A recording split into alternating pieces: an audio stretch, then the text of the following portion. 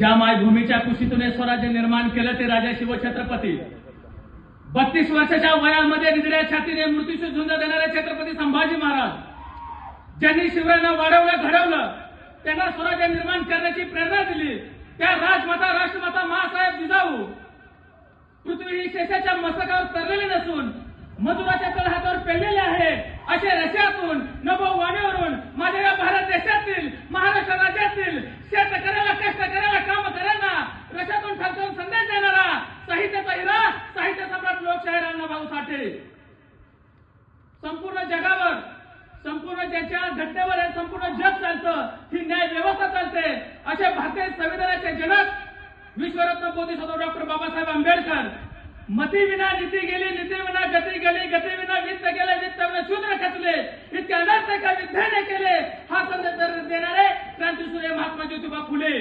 मोडेन पण वाकणार नाही असे ठाम बाणेदारपणा असणारे कर्मवीर भाऊराव पाटील, माता रमाई, माता भीमाई, माता अहिल्यादेवी होळकर, त्याचप्रमाणे या अखिल विश्वामध्ये स्वतंत्रता, समता, बंधुता या न्याय हक्कासाठी अखंडितपणे लढत देणाऱ्या त्या तमाम राष्ट्रपुरुष व राष्ट्रमातांना आपल्या प्रचंड काळाच्या गजरामध्ये प्रथमतः मी अभिवादन करतो।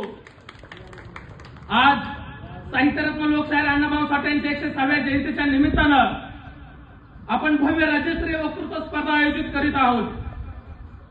मला बरेच म्हणाले की सर तुम्ही पुण्यामध्ये स्पर्धा आयोजित करायला पाहिजे होत्या, बरेच म्हणाले की तुम्ही शहरी भागामध्ये आयोजित करायच्या होत्या, पण या वीर फकीरा फाउंडेशनचा एकच उद्देश आहे की ग्रामीण भागातल्या विद्यार्थ्यांना व्यासपीठ उपलब्ध झालं पाहिजे। साहित्यरत्न लोकशाहीर अण्णाभाऊ साठे एका छोट्याशा खेडेगावामधून वाटेगावमधून मुंबईला गेले, इतिहास घडवला। विश्वरत्न बोधिसत्व डॉक्टर बाबासाहेब आंबेडकर एका छोट्याशा गावातून महू या गावातून गेलं आणि अख्ख्या जगावर त्यांनी राज्य केलं। असे अनेक महापुरुष खेडेगावातून गेलेले आहेत आणि त्यांनी इतिहास घडवला। या संपूर्ण ग्रामीण भागातील असतील, शहरी भागातील असतील, सर्वच विद्यार्थ्यांना व्यासपीठ उपलब्ध झालं पाहिजे या उद्देशाने आपण या वक्तृत्व स्पर्धा आयोजित करत आहोत। खरं तर वीर फकीरा फाउंडेशन एका कोणत्याही जातीचं नाही, कोणत्याही धर्माचं नाही, सर्व जाती धर्माला मिळून मिसळून हे काम करणार आहे। हे सर्व महापुरुषाचं त्यांचा विचार तळागाळापर्यंत पोहोचवण्याचं काम करीत आहे। आपण बाबासाहेब आंबेडकरांच्या जयंतीच्या निमित्तानं पुणे येथे 7 दिवस व्याख्यानमाला आयोजित केल्या होत्या। आता पुढचं ध्येय आहे की प्रत्येक गावामध्ये, प्रत्येक वाडी वस्तीमध्ये सप्ताह साजरा होतात, प्रत्येक देवा धर्माचा सप्ताह साजरा होतात। मग आता वीर फकीरा फाउंडेशननं पुढचं ध्येय ठरवलं आहे की साहेब संपूर्ण महाराष्ट्रामध्ये या भारतामध्ये संविधान सप्ताह राबवायचा। हे संविधान सप्ताह संपूर्ण महाराष्ट्रामध्ये प्रत्येक गावागावामध्ये, प्रत्येक वाडी वस्तीमध्ये संविधान म्हणजे काय, बाबासाहेबांनी संविधान कशा पद्धतीने तयार केलं, संविधानाचं महत्व काय आहे हे प्रत्येक माणसाला, प्रत्येक व्यक्तीला समजलं पाहिजे। कारण आताच्या या काळामध्ये मोबाईलमध्ये चांगलं आहे, वाईट आहे, आपण जसा विचार करल तसं आपलं आयुष्य घडतं। त्यामुळं या सोशल मीडियावर अनेक लोक महापुरुषांना मध्यभागी घेतात, महापुरुषाच्या नावाने एकमेकाला शिव्या देतात, एकमेकाशी वैर करतात। हा जो निगेटिव्ह विचार आहे, हा निगेटिव्ह विचार बाजूला सारून महापुरुषांनी सर्व जाती धर्मासाठी कार्य केलेलं आहे।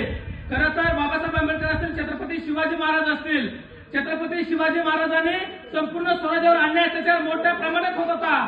माझी 3 वर्षाची मुलगी, 3 वर्षाचं बाळ सुरक्षित राहत नव्हतं, छत्रपती शिवाजी महाराजांनी हातामध्ये तलवार घेतली आणि या स्वराज्यावरचं अन्याय अत्याचार हटवलं आणि त्याला छत्रपती शिवाजी महाराजांचं स्वराज्य नजरेसमोर ठेवून बाबासाहेब आंबेडकरांनी संविधान निर्माण केलं। मग संविधानाची काय ताकद आहे?